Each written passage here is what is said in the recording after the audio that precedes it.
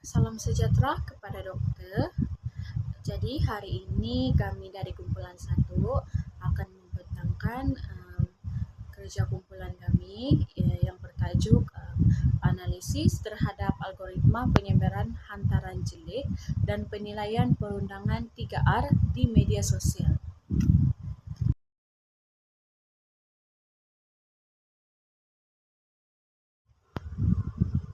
Oke, saya mulakan dengan pendahuluan. Seperti yang kita tahu, media sosial kini menjadi platform utama penyebaran isu 3R, yaitu kaum, agama, raja di Malaysia. Keadaan ini berlaku kerana ianya didorong oleh sistem algoritma itu sendiri, yang mana platform media sosial direka untuk mengutamakan dan melonjakkan hantaran yang mempunyai unjuran interaksi yang tinggi.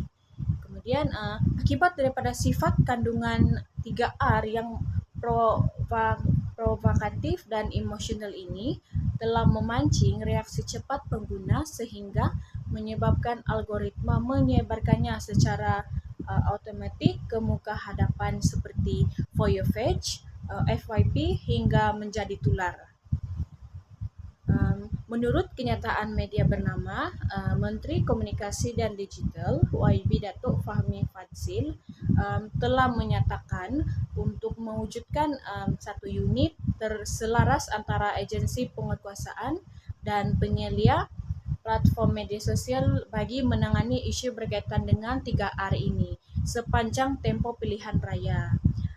Namun begitu, proses penularan sesuatu kandungan ini jauh lebih cepat berbanding respon penguatkuasaan dan sekatan teknikal pihak berkuasa. Impak kelewatan menyekat kandungan ini membolehkan naratif yang memecah belahkan masyarakat tersebar luas dalam masa singkat sebelum benda tersebut sempat dibendung. Situasi kritikal ini mempersoalkan sejauh manakah undang-undang sedia ada mampu mendepani ancaman cyber 3R yang bergerak begitu pantas. Walaupun Seksyen 233 Akta Komunikasi dan Multimedia 1998 dan Akta Hasutan 1948 aktif digunakan, kesan pencegahannya tetap dipertikaikan, malah dikritik kerana skop tafsirannya yang terlalu luas. Oleh itu, penilaian semula amat diperlukan bagi mengkaji relevansi undang-undang ini dalam usaha mengimbangi hak kebebasan bersuara di bawah Perkara 10 Perlembagaan Persekutuan dengan jaminan keselamatan awam. Seterusnya, saya akan membentangkan bahagian latar belakang. Dalam latar belakang ini, dia menyentuh tentang transformasi media sosial dan isu keselamatan. Dalam perkara ini, dia menyentuhkan 3 benda. Yang pertama, peralihan fungsi, di mana media sosial kini bukan sekadar alat komunikasi, namun menjadi ruang awam utama untuk khalayak ramai menggunakan sebagai perbincangan isu nasional. Yang kedua, pencetus polemik. Dalam ini dia menyentuhkan tentang insiden terhadap keselamatan yang tragis menjadi sangat pantas tersebar di platform dalam media sosial seperti TikTok. Dan yang ketiga, bahan penularan, di mana penyebaran pantas video dalam kamera papan pemuka atau dashcam, gambar lokasi kejadian dan spekulasi awal digital. Seterusnya, impak negatif dalam gelombang emosi dan eksploitasi isu 3R. Yang pertama, medan luapan emosi, di mana ruang cyber dibanjiri tuduhan meluap-luap dan kata-kata yang menjadi provokatif oleh netizen. Yang kedua, eksploitasi sentimen 3R. Kecenderungan komuniti digital mengaitkan kesilapan individu dengan isu sensitif yaitu kaum, agama, dan institusi diraja.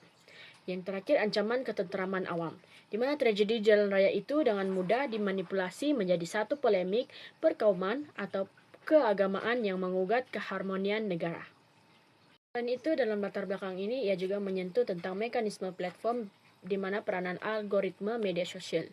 Yang pertama, tentang matlamat utama platform, di mana sistem AI dan algoritma seperti TikTok, Facebook, dan X direka untuk memaksimumkan masa screen atau screen time dan kadar interaksi pengguna. Yang kedua, keutamaan kandungan beremosi, di mana berdasarkan kajian Zuli 2022, algoritma seperti FYP TikTok mengutamakan kandungan yang mencetuskan kemarahan, ketakutan, kontroversi, dan kejutan. Dan yang ketiga, tentang ketiadaan penilaian etika, di mana sistem melihat lonjakan komen jelik atau perkauman sebagai indikator minat tinggi, lalu terus meluaskan penyebaran kandungan tersebut. Dan yang keempat, kesan echo chamber atau ruang bergema. Penggunaan hanya didedahkan kepada pandangan ekstrim yang serupa, sekaligus memperhebatkan polarisasi kaum di alam nyata demi mengejar tontonan atau views. Selanjutnya tentang fenomena trial by media atau perbicaraan oleh media, di mana yang pertama dia menyentuh tentang budaya menghukum, yaitu netizen bertindak sebagai hakim di media sosial sebelum siasatan rasmi dan forensik PDRM selesai. Yang kedua, penyebaran maklumat palsu, di mana identiti salah dan latar belakang pemandu disebar luas tanpa tapisan etika. Yang ketiga, kerusakan persepsi, di mana membina persepsi negatif terhadap agensi penguatkuasaan dan sistem kehakiman dengan menimbulkan naratif palsu seperti kumpulan tertentu kebal undang-undang. Dan terakhir tentang defisit literasi media, di mana menunjukkan masyarakat digital masih lemah dalam membezakan kebenaran objektif dengan rekaan emosional digital. Akhir sekali dalam latar belakang ini ia menyentuh tentang kerangka perundangan sedia ada di Malaysia. Yang pertama tentang Akta Komunikasi dan Multimedia 1998, Akta 588, Section 233. Di mana ia digunakan terhadap penghantaran komunikasi yang jelik, palsu, mengancam, atau bertujuan menyakitkan hati orang lain. Yang kedua tentang Kanun Keseksaan, Akta 574. Dalam Section 504, ia sengaja mengaitkan dengan niat mencetuskan pecah keamanan. Dan dalam Section 505, kenyataan yang mendatangkan khianat awam, mencetus pergaduhan kaum, dan menghina agama. Dan yang terakhir tentang Akta Hasutan 1948, di mana benteng perundangan sekiranya antara digital mempunyai kecenderungan menghasut atau menghina institusi diraja atau kerajaan. Di Malaysia, kebebasan bersuara di platform digital seperti di platform media sosial kini semakin disalahgunakan melalui penularan isu sensitif 3R iaitu kaum, agama dan institusi diraja yang nyata mengancam keharmonian masyarakat majmuk di negara kita. Jadi situasi ini diburukkan lagi oleh beberapa faktor seperti algoritma media sosial yang sengaja mempromosikan kandungan sensasi ataupun kandungan sensitif dan beremosi demi mengejar interaksi digital. Ditambah pula dengan tahap literasi media masyarakat yang masih rendah sehingga mencetuskan fenomena hakim media sosial yang menghukum tanpa adanya bukti yang sahih.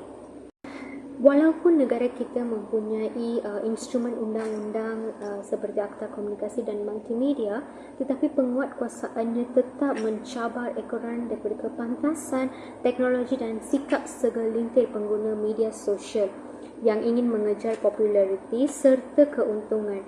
Oleh itu, kajian ini penting untuk menilai ataupun mengkaji semula keberkesanan undang-undang sedia ada dan kerangka strategi terbaik bagi meningkatkan literasi digital demi mempertahankan keamanan negara. Di sini, saya akan membentangkan bahagian objektif kajian. Objektif pertama adalah mengenal pasti corak naratif dan sentimen pengguna media sosial terhadap isu sensitif yang melibatkan elemen 3R dalam latar belakang kes kemalangan jalan raya. Melalui objektif ini, kita ingin melihat bagaimana sesuatu kes kemalangan jalan raya yang telah mula beralih fokus daripada isu keselamatan jalan raya kepada isu perkauman, agama, dan institusi diraja 3R. Kita mau meneliti sama ada perbincangan netizen di ruang digital cenderung kepada stereotip, prejudis atau generalisasi negatif terhadap sesuatu kelompok. Selain itu, analisis juga dibuat untuk melihat bentuk sentimen sama ada ia bersifat sokongan, kecaman, provokasi maupun ujaran kebencian. Objektif kedua adalah menganalisis pengaruh algoritma media sosial terhadap penyebaran kandungan sensitif 3R berkaitan kes pemandu kereta positif dada merempuh motosikal hingga menyebabkan kematian. Di sini fokus kita adalah terhadap aspek teknikal platform digital seperti TikTok, Facebook, dan X. Kita ingin menganalisis bagaimana algoritma platform ini memberi impak kepada keterlihatan dan capaian sesuatu kandungan sensitif. Kajian ini akan melihat sejauh mana kadar interaksi pengguna seperti jumlah komen, perkongsian, dan reaksi emosi berfungsi sebagai bahan api yang mempercepatkan penularan isu 3R ini sehingga mencetuskan perdebatan awam yang agresif. Bagi objektif ketiga adalah menilai keberkesanan undang-undang sedia ada di Malaysia dalam mengawal penyebaran isu sensitif 3R yang timbul dari kes ini sehingga mencetuskan konflik di ruang digital. Bagi objektif ini, kita akan menilai sejauh mana instrumen perundangan negara seperti Seksyen 233 Akta Komunikasi dan Multimedia 1998, Akta Hasutan 1948, serta Kanon Keseksaan mampu bertindak sebagai mekanisme kawalan yang efektif. Kita juga akan melihat cabaran-cabaran realistik yang dihadapi oleh pihak berkuasa dalam menguatkuasakan undang-undang ini, memandangkan kandungan digital tersebar dengan terlalu pantas merentas sempadan. Untuk skop kajian ini, fokus utama adalah kepada analisis penyebaran isu sensitif 3R, iaitu kaum, agama, dan institusi diraja dalam ekosistem media sosial di Malaysia. Kajian ini meneliti bagaimana sesuatu isu yang pada asalnya bukan bersifat perkauman boleh dimanipulasi sehingga mencetuskan konflik sosial dan polarisasi dalam kalangan masyarakat. Dari segi platform, kajian ini hanya melibatkan 3 media sosial utama, iaitu TikTok, Facebook, dan X atau sebelum ini Twitter. Pemilihan platform ini adalah kerana ia mempunyai kadar interaksi yang tinggi dan sangat dipengaruhi oleh algoritma yang mengutamakan kandungan viral dan beremosi. Kajian ini juga difokuskan kepada satu kes tolak, iaitu kes kemenangan jalan raya yang melibatkan pemandu mabuk dan positif dadah yang merempuh penunggang motosikal sehingga menyebabkan kematian. Kes ini dipilih kerana ia telah mencetuskan pelbagai reaksi dan perdebatan berunsur 3R di media sosial. Dari segi tempoh, kajian ini dihadkan antara Januari hingga April 2026, iaitu ketika kes tersebut mula tular sehingga fasa awal perbicaraan. Selain itu, kajian hanya menumpukan kepada kandungan digital seperti komen, hantaran, dan video yang mengandungi unsur provokasi, ujaran kebencian, stereotip kaum, serta spekulasi tidak sahih. Kajian ini juga turut menilai keberkesanan undang-undang sedia ada seperti Seksyen 233 Akta Komunikasi dan Multimedia 1998 dan Akta Hasutan 1948 dalam menangani penyebaran isu 3R. Secara keseluruhannya, skop kajian ini melibatkan hubungan antara algoritma media sosial, tingkah laku pengguna dan keberkesanan undang-undang dalam mengawal penularan isu sensitif di Malaysia. Okey, untuk tujuan kajian pula, terdapat 6 tujuan kajian dalam kajian kami. Yang pertama adalah mengenal pasti corak naratif netizen terhadap isu sensitif 3R dalam konteks kemalangan jalan raya. Menilai bagaimana isu keselamatan jalan raya diubah menjadi wacana politik, perkauman ataupun keagamaan. Mengkaji bagaimana algoritma media sosial dalam mempercepat penularan kandungan provokatif, khususnya dalam ruang gema dan juga gelembung penapis. Kemudian, menilai bagaimana algoritma menyemarakan emosi netizen dalam kes tragedi pemandu bawah pengaruh dadah. Seterusnya, menilai keberkesanan Akta Hasutan 1948 dan Akta Komunikasi dan Multimedia 1998 dalam mengawal isu sensitif 3R. Akhir sekali, mengenal pasti sama ada wujud jurang undang-undang yang memerlukan reformasi ataupun tafsiran semula. Seterusnya dalam bahagian kerangka teori, satu teori telah dipilih yang sesuai untuk kajian ini yaitu teori agenda setting, di mana dalam teori ini dia menyentuh tentang era baharu agenda setting dalam teori tradisional model klasik 1972, yaitu Maxwell McComb dan Donald Shaw berhujah bahwa media konvensional, akhbar dan TV bertindak sebagai gatekeeper yang menentukan keutamaan isu dalam minda masyarakat melalui pemilihan dan penonjolan berita. Yang kedua tentang evolusi digital, yaitu gatekeeper algoritma, di mana TikTok menggantikan editor bilik berita dengan algoritma for your page (FYP) dan kod komputer menyaring maklumat berdasarkan interaksi mikro seperti watch time, perkongsian, ulasan, dan likes. Dan yang ketiga tentang impact sosial, yaitu masyarakat terfragmentasi, di mana tiada lagi penyebaran agenda yang seragam dan juga jutaan agenda pribadi dibina khas mengikut psikologi individu, memecahkan ruang awam kepada serpihan kecil dengan persepsi isu yang berbeza. Selain itu, dalam teori ini dia menyentuh tentang impak penularan isu sensasi, yaitu dinamik algoritma dalam bias sensasi dan isu 3R. Demi mengekalkan penglibatan pengguna, algoritma memberi keutamaan kepada kandungan emosional seperti marah atau takut, terutamanya isu 3R, yaitu agama, kaum, diraja. Dan interaksi tinggi dibaca oleh sistem sebagai kandungan berkualiti. Selain itu, mewujudkan kitaran maklum balas positif yang membesarkan impak isu palsu dan juga menyingkirkan nilai berita membina demi meraih capaian tontonan. Seterusnya, manipulasi naratif dalam kes pemandu mabuk dan tribunal. Dalam kes kemalangan ini, media tradisional melaporkan statistik dan fakta mahkamah.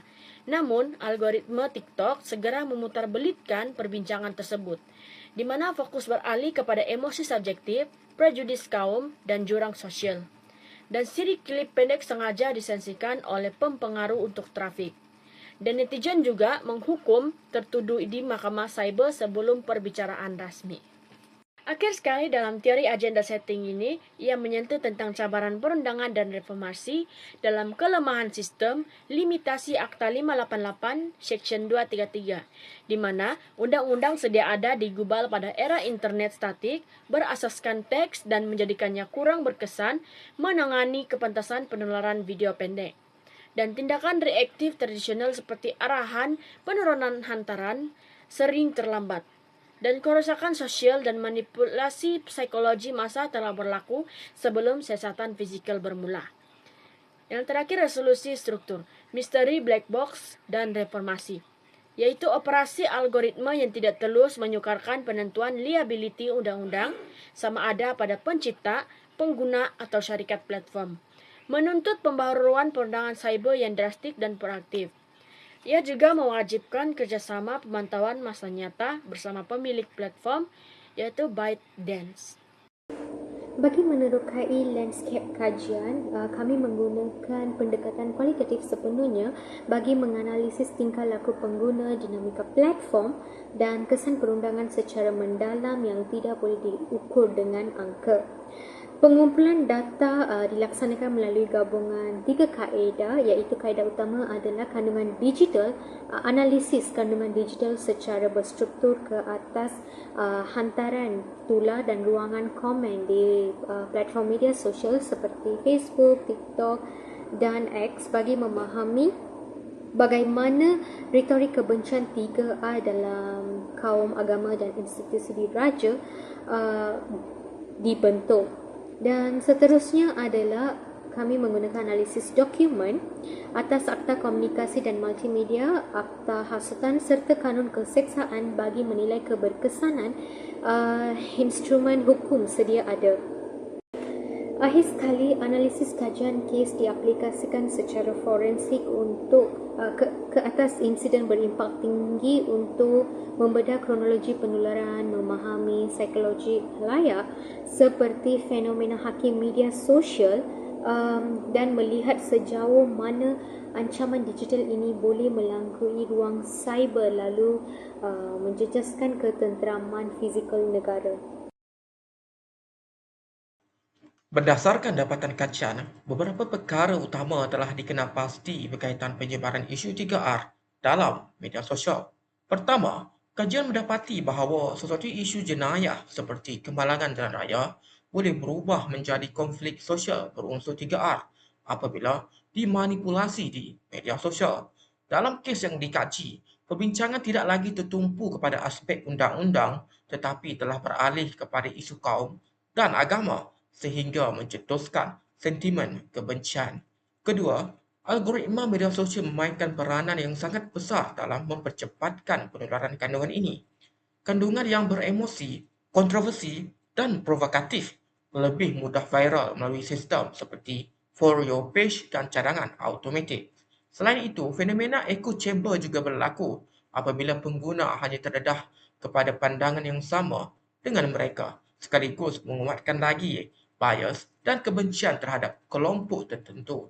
Dari segi literasi digital, kajian mendapati tahap pemahaman masyarakat masih sederhana. Ramai pengguna mudah mempercayai maklumat tular tanpa mempersemakkan fakta, dan ini menyebabkan penyebaran spekulasi serta fitnah semakin berleluasa.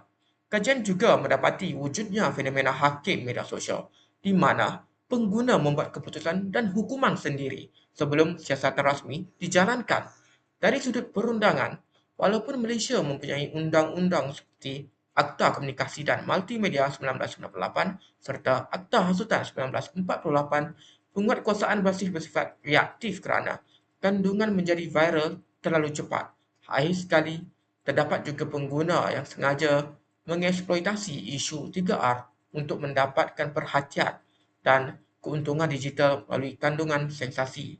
Secara keseluruhannya, dapatan ini menunjukkan bahawa isu 3R berlaku hasil gabungan algoritma, tingkah laku pengguna, dan kelemahan penguatkuasaan undang-undang.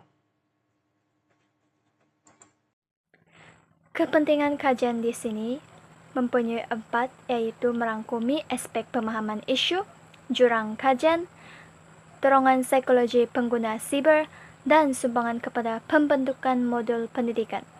Kepentingan pertama, kajian ini memberikan pemahaman baharu tentang bagaimana isu jenayah sivil boleh dimanipulasi secara sistematik menjadi konflik 3R di media sosial.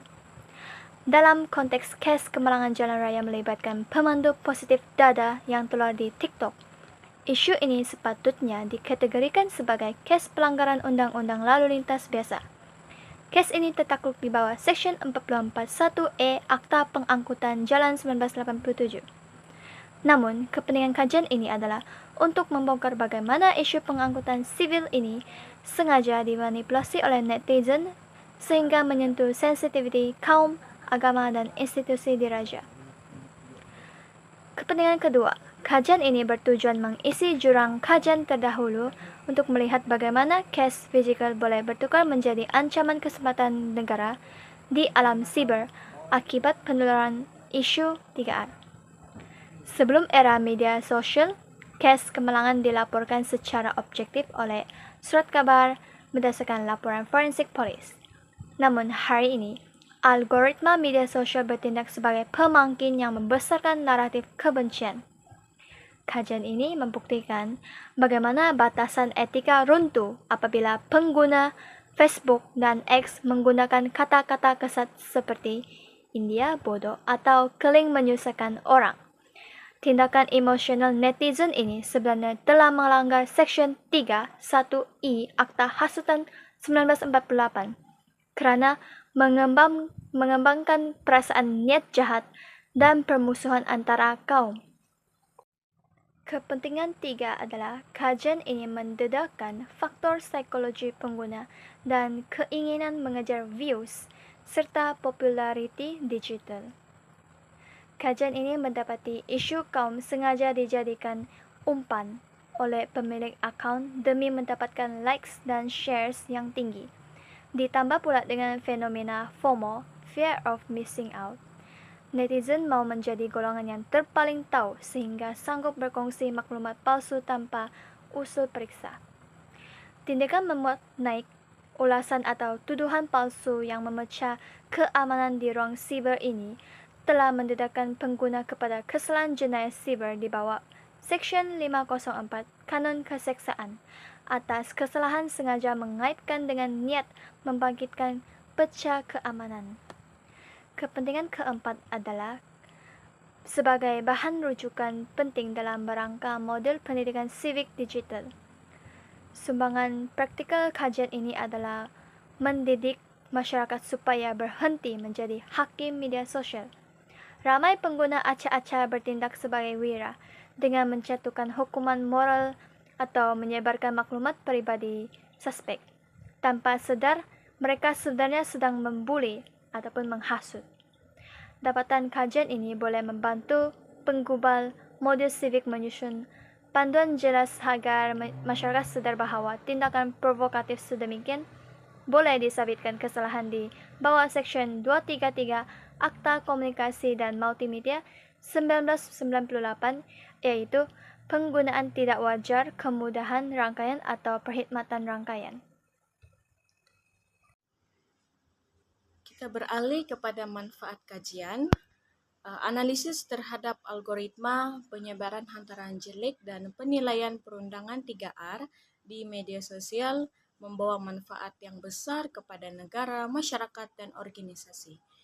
Untuk manfaat kepada negara, dapat meningkatkan tindakan proaktif kerajaan dalam menangani ancaman buli cyber. Kemudian, dapat membantu Malaysian Communication and Multimedia Commission (MCMC) dan Polis Diraja Malaysia (PDRM) untuk mengesan punca provokasi 3R untuk dengan pantas. Kemudian mampu menjadi tonggak asas untuk mengemaskini undang-undang digital dan menutup jurang perundangan. Dan terakhir, dapat mengekalkan kestabilan politik, ketentraman awam, dan juga melindungi institusi negara. Untuk manfaat kepada masyarakat pula adalah dapat mengurangkan ketegangan perkauman serta keagamaan melalui intervensi kandungan ekstrim. Kemudian dapat menghalang polarisasi pandangan akibat ruang gema dan gelembung penapis. Kemudian dapat mewujudkan ekosistem digital yang selamat, harmoni, dan bebas budaya kebencian. Dan terakhir adalah dapat meningkatkan literasi media dan digital agar masyarakat lebih kritikal dan rasional dalam menyebarkan sesuatu benda. Akhir sekali, untuk manfaat kepada organisasi, organisasi dapat mengurus risiko reputasi dan melindungi imej jenama sebelum isu sensitif itu tular. Kemudian dapat menggunakan data untuk tindakan pencegahan dan memperlahankan komunikasi krisis. Seterusnya, organisasi dapat merancang kempen pemasaran yang selamat serta bebas daripada isu sensitif terhadap socio-cultural. Kemudian, organisasi dapat menetapkan dasar etika media sosial kepada pekerja agar isu 3R tidak menjejaskan kredibiliti organisasi. Hal ini selaras dengan kajian Aula 2010 mengenai risiko reputasi era media sosial terhadap pekerja. Kesimpulannya, penularan isu 3R di media sosial kini meletakkan kestabilan sosial dan keharmonian kaum di Malaysia dalam bahaya yang besar akibat manipulasi algoritma komersial, kekurangan literasi digital dalam kalangan pengguna media sosial dan penyalahgunaan kebebasan bersuara. Meskipun kita mempunyai undang-undang sedia ada seperti Akta Komunikasi dan Multimedia 1998 serta Akta Hasutan 1948, tetapi kekangan dari segi kepantasan media digital dan kepincangan etika pengguna kekal menyukarkan pembendungan masalah ini secara menyeluruh.